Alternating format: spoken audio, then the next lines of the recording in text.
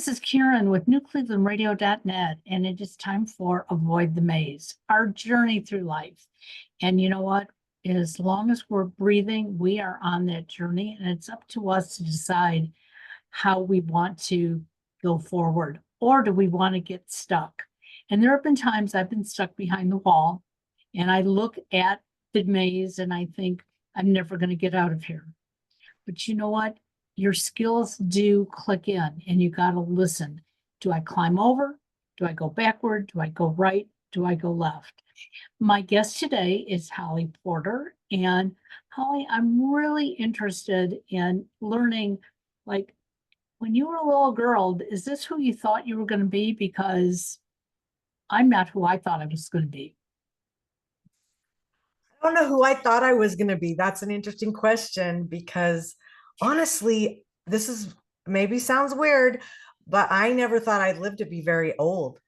And so when I had a life-threatening experience, I was like, is this it? And so that was it. I wasn't ever a dreamer. I didn't have really that end game figured out. I just flew the plane as I went and hope for the best. But that's not always easy, I'm sure, because No, it's been a ride. my father used to always, talk about positivity, and he'd start off his day by looking at himself in the mirror and telling himself how handsome he was.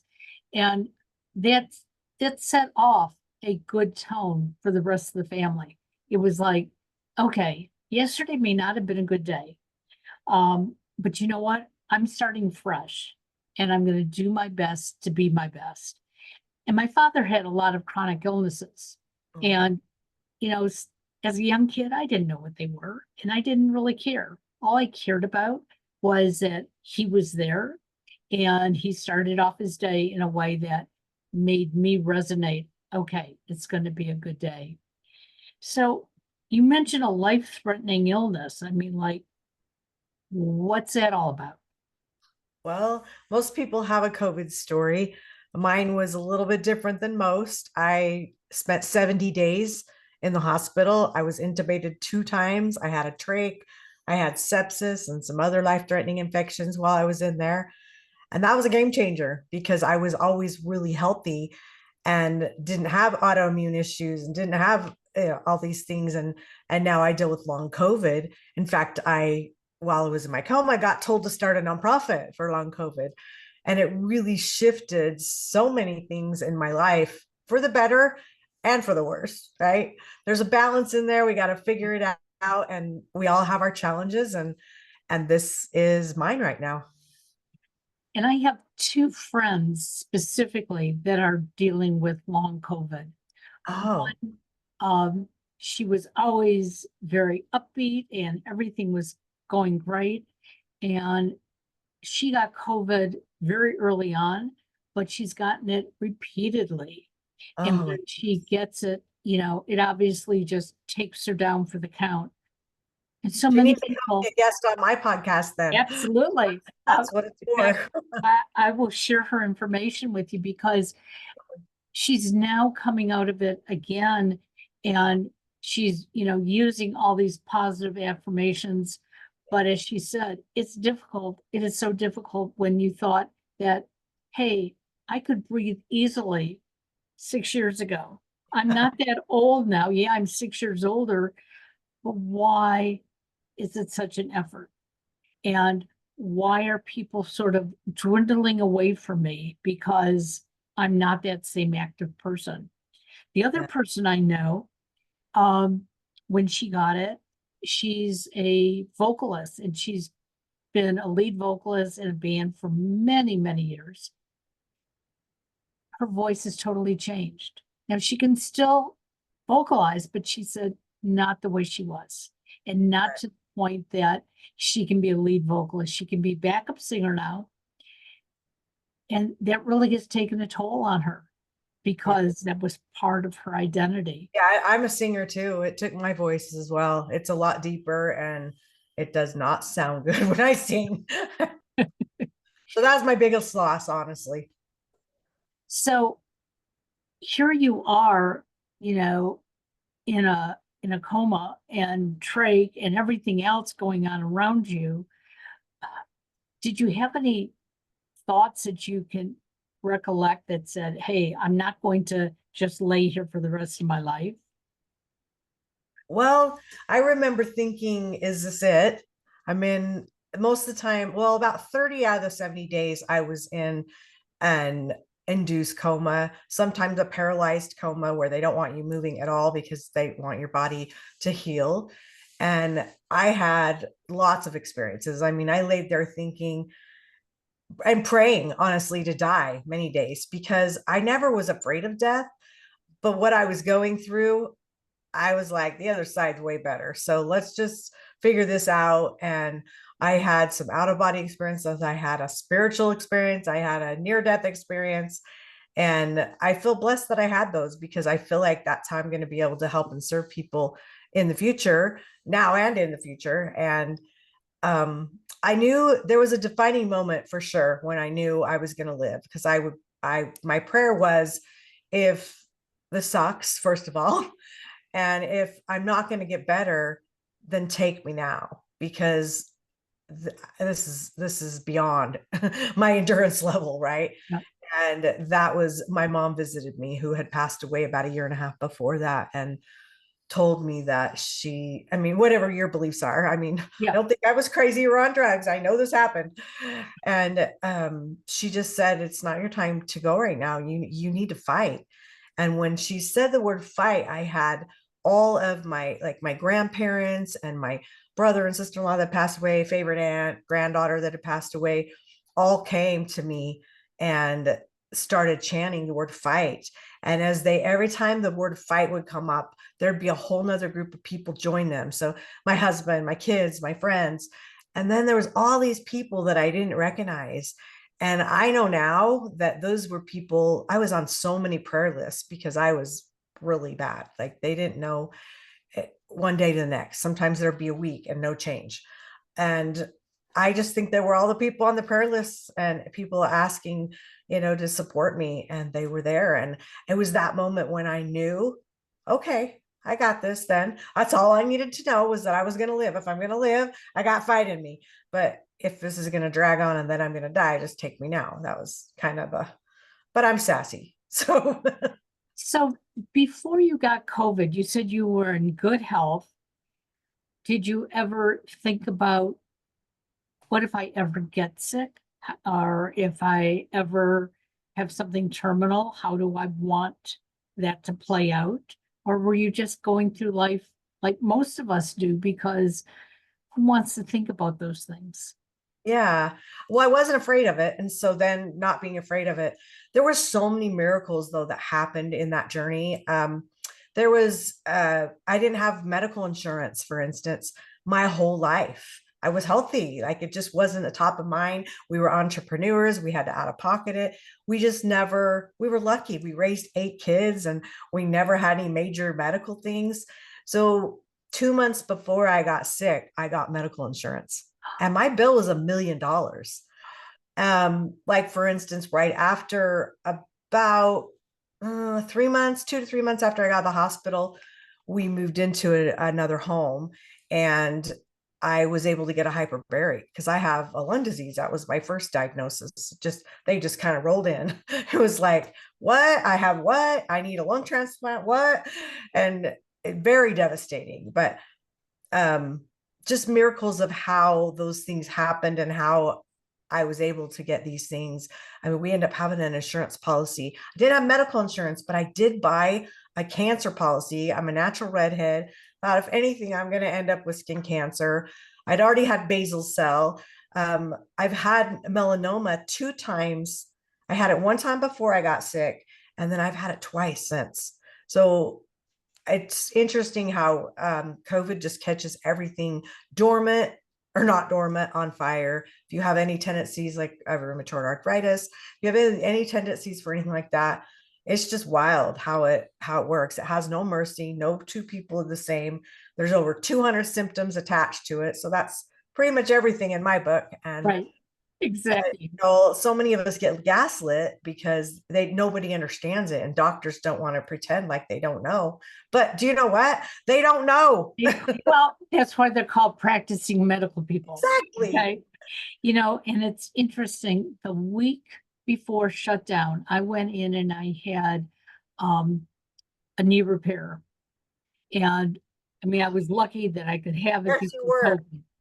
And COVID hit, and my doctors got very concerned because I have an autoimmune disease. And they said, oh my God, do not go anywhere.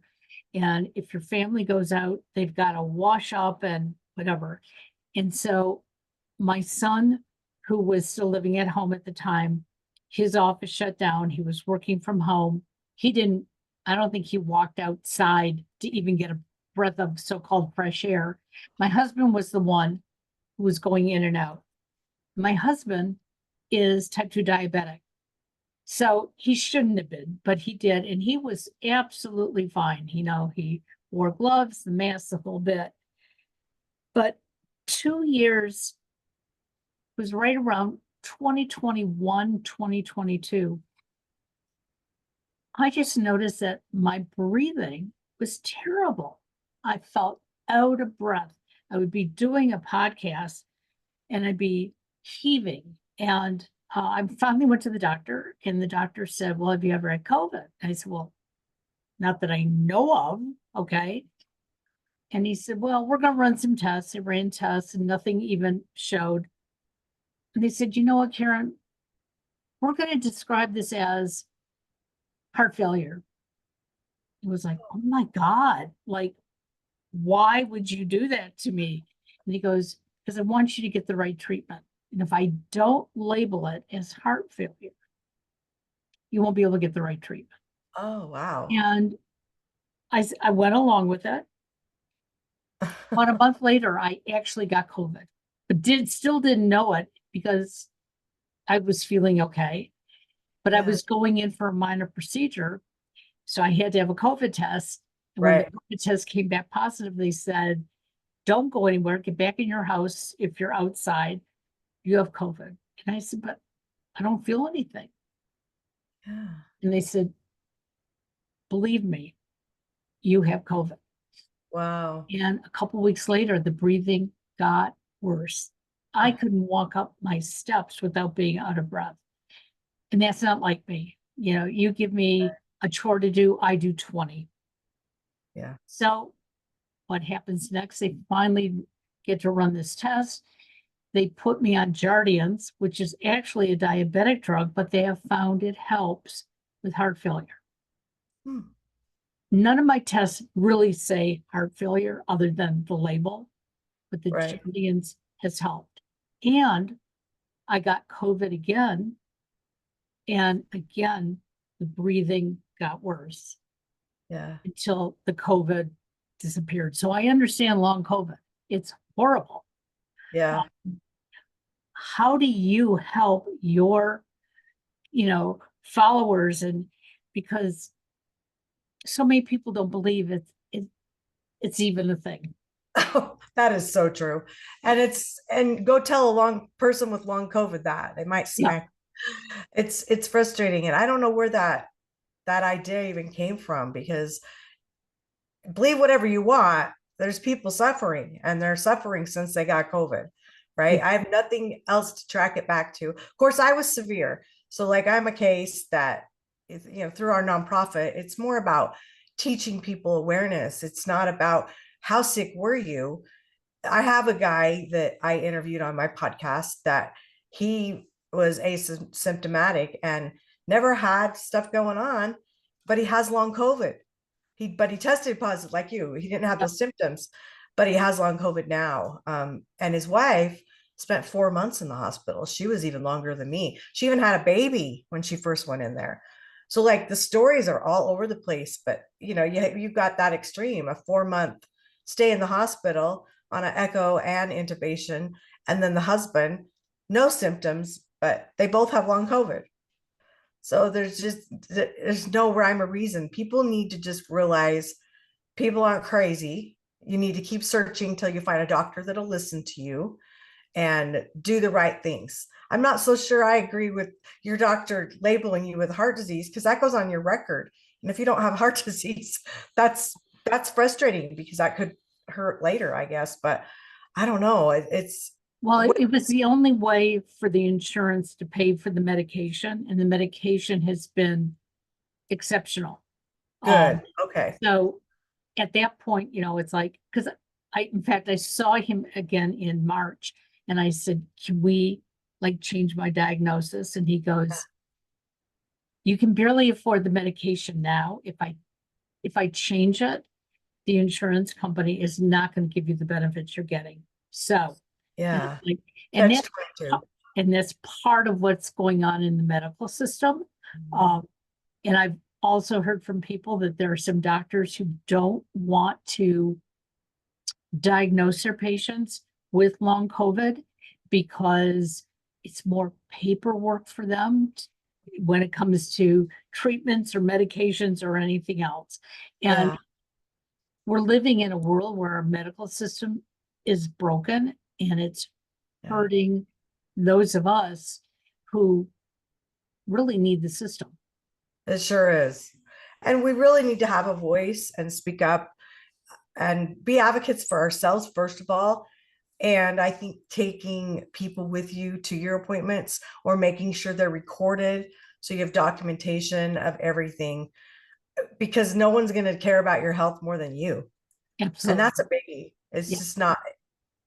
I just keep notes on my phone. The long COVID fog is real.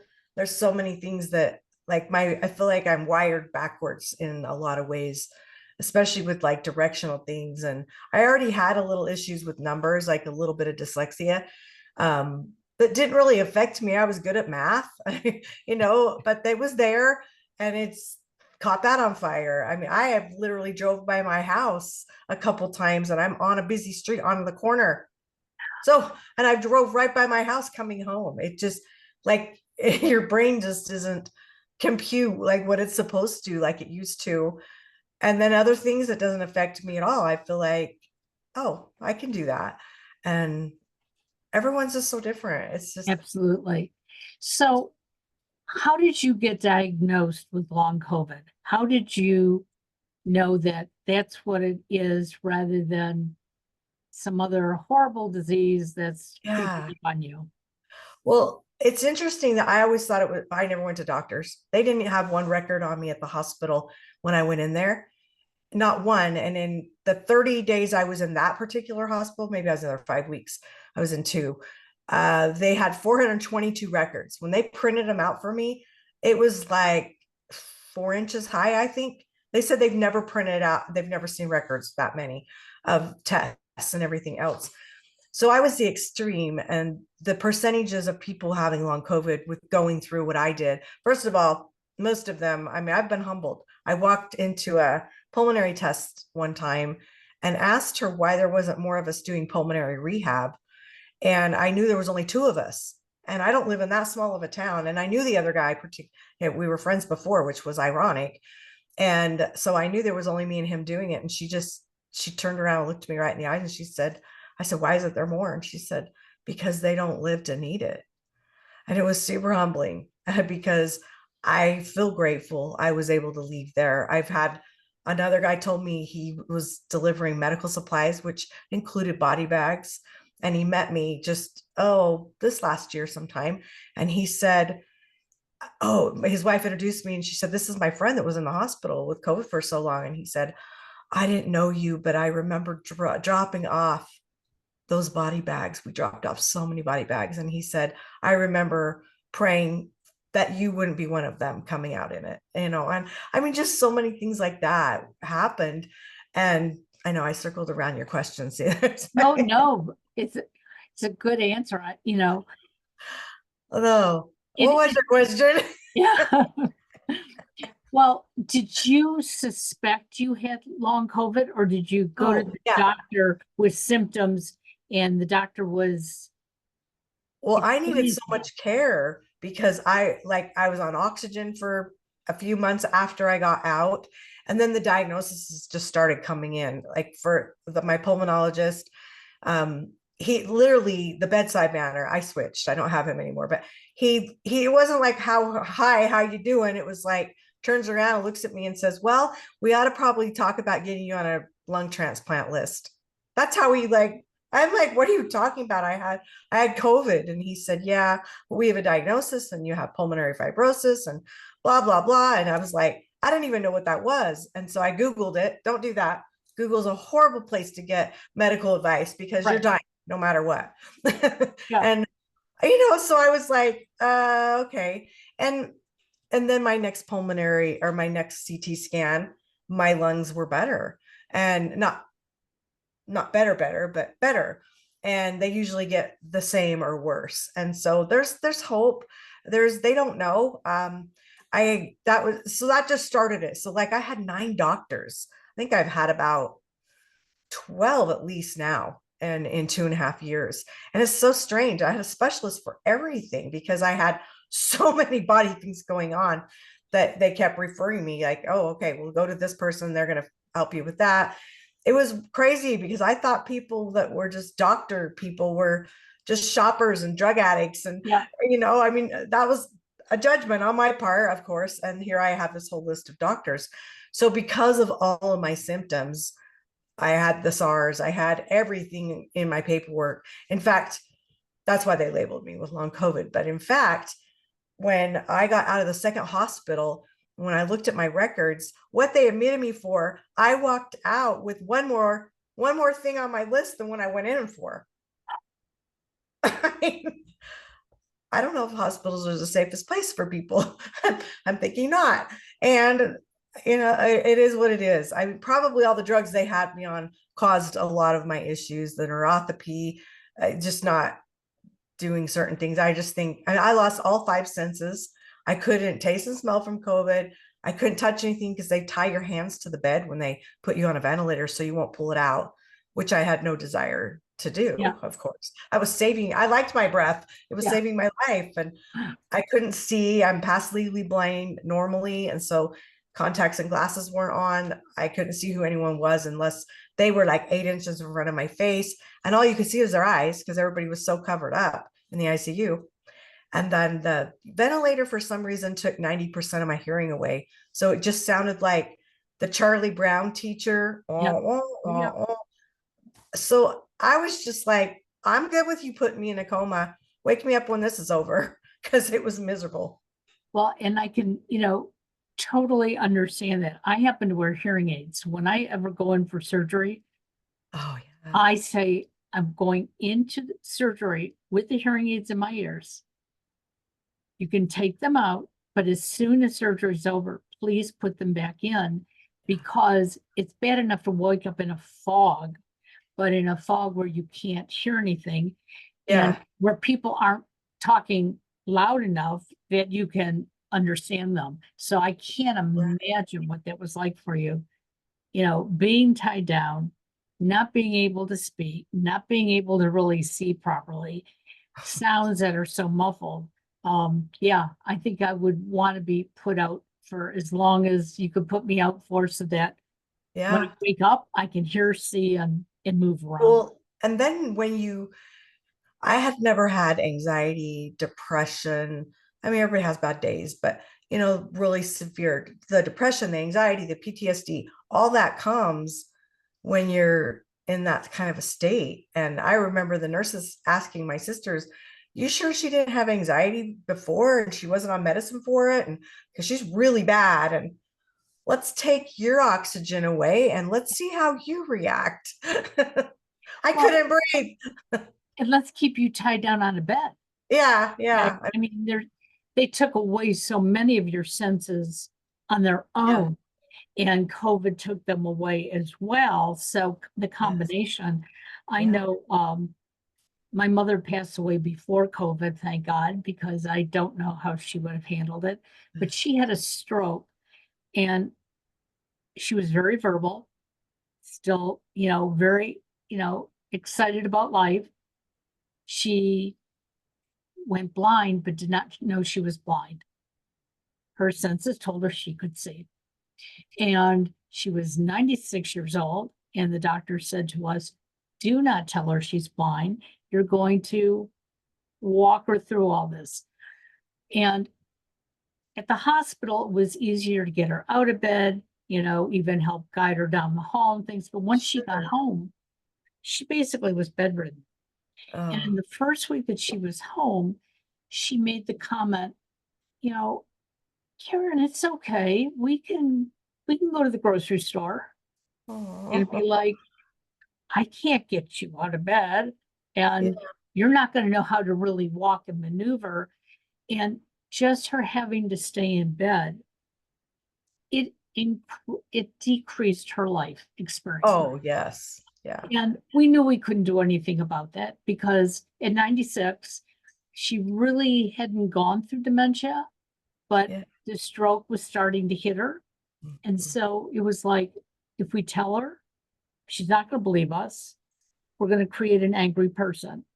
Yeah. So I see, just the weeks that you were tied down, not being able to see, not being able to hear, not breathing on your own, it has to cause a long-term effect. Right.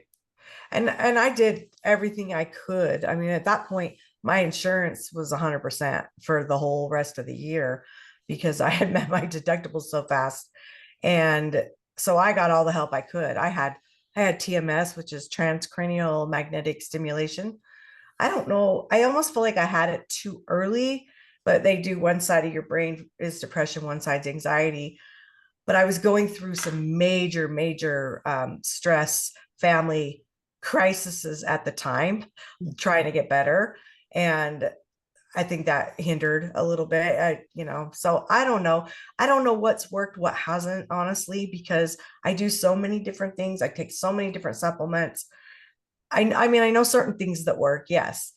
And better is better. So do I care? No, because better is better. And it really is a mindset game. I remember quite a, I think she was mean, when I was in the hospital, nurse, and she's very stern. And it was in between my first and my second intubation. And I just couldn't keep my air up. And believe me, I tried because I did not want to be revented again. Right. And she just came up and said, your sisters have told me, and my husband, by the way, was home with COVID. So I didn't see him for 3.5 weeks at Ah, the hospital. When I'm at my worst state, I had two sisters that would take 24-hour shifts. Don't know why I needed someone there 24 hours, but they intuitively knew in the beginning I did. And I think a lot of it was the medical staff was so overwhelmed with, right. they had a whole extra floor for COVID going on. Most of us had the Delta version at that time, which was the worst. And so they were there and they held them accountable. And she just said, your sisters have told me, you're a speaker and you do all this stuff and you teach, all these things. So I know your mind can do this. And I know, and she just gave me this little talk. She's like, do you want to die? Do you want to go back on a breathing tube? I'm like, oh, anyway, I just remember thinking how mean she was. But honestly, I think mindset saved my life. I think if I wouldn't have had all of the personal development over the years and known what I knew, I would have Yeah. died for sure. So what made you decide that starting a nonprofit, um, and I did this many years ago. I started a nonprofit for chronic pain Uh, and I ran it for 10 years and I had to stop because that's all I could think about day in and day out. yeah. So what is this like for you? What made you say, hey, I know this is something I have to do. This is my journey. Well, it's a little bit of an interesting story. I mean, God's my higher power. And I was basically told and given the name to start this. The ironic thing, I always wanted a nonprofit. I just never could land on anything. There's so many good things out there. People would say, why don't you just back? I love philanthropy. Why don't you just back another group? And okay, sure, and I gave service. I was part of Rotary International for 14 years and president and helped with international conferences and international projects all the time. So like I was all for that, just never was like, this is it, right? So when I got told to do this, I would have never, first of all, done it for long COVID. No way. Well, it did exist before, first of all, so it was new. and I like fun, and it's not fun. So I get told to do this. And the ironic thing is, at the time I had a magazine that I had just started that whole previous year.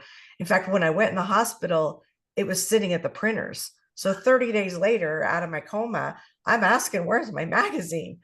And they're all like, don't worry about it. I ended up having to shut the whole thing down. I'd put like $50,000 of my own money into it. And we would not even let the word, this was the year of 2021. I would not let my writers print the word COVID or virus in my magazine. If somebody got a quote for the story and they said COVID, I said, go back and get another name. I literally was that like, I'm not giving that word any energy. Well, here, fast forward, I get sick. I get told to start a nonprofit for long COVID. I had a mastermind group of women that we ended up becoming very good friends that lived in 4 different states, and they were my board, and we started it and we've done it. And it's slow going because, number one, of my health. Number two, I got to make a living, and I didn't set it up to be paid. We got our 501c3 in 25 days, which is another miracle. So many things happened. And so it's great. We decided to start the podcast to help get awareness out.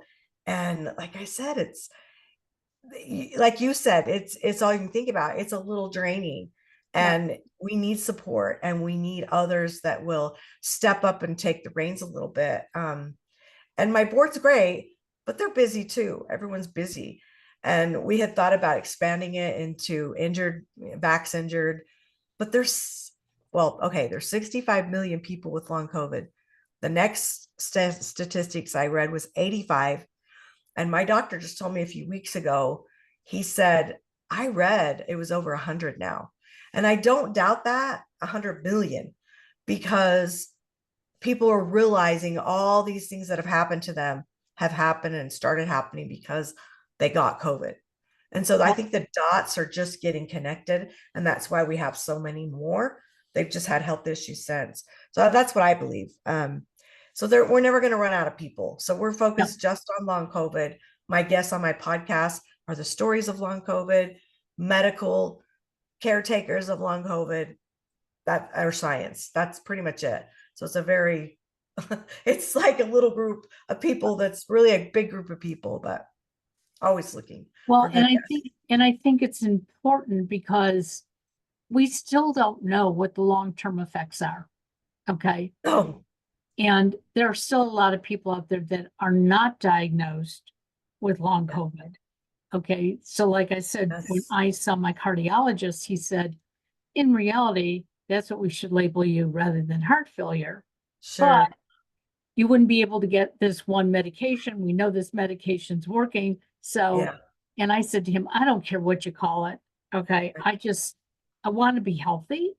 And it's not like I'm applying for a job that I have to worry about somebody seeing it, oh, you've got heart failure, we shouldn't hire you or something. Right. What you're doing is so important. And it's important that we all realize that COVID really happened. And I hate when I hear people today say, that was all manufactured. That was a government trick. And it's like, seriously, the government spent millions of dollars to take care of people, even if it was just getting masks out and testing equipment out and the vaccine and everything else. Why would this be, something that they planned? No, it was not planned. And even if it was, we still have to deal with the effects today. Yeah. So, these are bottom line. This is where we are. No matter what happened or who caused it or created it, whatever, you're right. This is the bottom line. Let's not focus on the past. Let's focus on the future, which is another challenge we're having with our nonprofit, because people don't want to focus on COVID anymore. They're done. Let's get it behind us. Let's move life along. When you've got all these millions of people suffering from long COVID because of it. And it's tough. It's a tough balance figuring out where do we talk about it? Where do we don't? Right. And just not talking about something doesn't make it go away. And No. that's why we do the podcasts that we do on New Cleveland Radio. We do one on grief. And I've had people say to me, okay, haven't you talked about it enough? No, because there's going to be a listener next month who Yes. hasn't listened before. They're going to pick up something else. Grief Yes. is part of our life. COVID is part of our life. And it probably is part of the life of many unborn children yet that, Yeah. their parents, have been affected by it in some Yes. way or another. So how Or that's where the vax injured comes into play. That could be messing with a lot of birth defects and things coming up. One thing I've noticed that I've seen a lot more of, besides cancers coming from long COVID, is dementia. I've seen a lot more. I feel like if people like my rheumatoid arthritis maybe might have been dormant because I had a couple signs before, but I never been diagnosed or anything with it. And it caught it on fire to a level 2 within 3 months out of the hospital. So I think as things are coming up, it just, like I said, it'll catch it on fire. So if you were going to be prone to dementia or Alzheimer's, I think that speeds it up. And then here it is. Exactly. So how can my listeners find you? Because they may be a great guest for you, but they also may learn something from your guests, which I think is extremely important. Absolutely. So Adventure Bucket Wish.org is our nonprofit website. If you want to go check us out there, you can contact us through there, or my email's holly@hollyporter.com. I'm on all the social media channels for different things and different reasons. I've had 11 startup companies, so I've got experience in a lot of different things. And for the Absolutely. nonprofits, where my heart is, we're starting a software company. I shouldn't say we're starting, we did start a software company that will be the philanthropy piece too. So hopefully we'll be able to support in a lot better ways and different ways, but that'd be great. That is wonderful to know. And I thank you for being part of today's show. And also, those of you listening, if you said, I missed out what, Holly said, how do I reach her? Go to the show notes. Information is always in the show notes and it will be there for a very long time. Please share this with friends, family, and your medical personnel because they have to know this is real. Thank you again, Holly. Thank Have a you. wonderful day. Bye-bye now.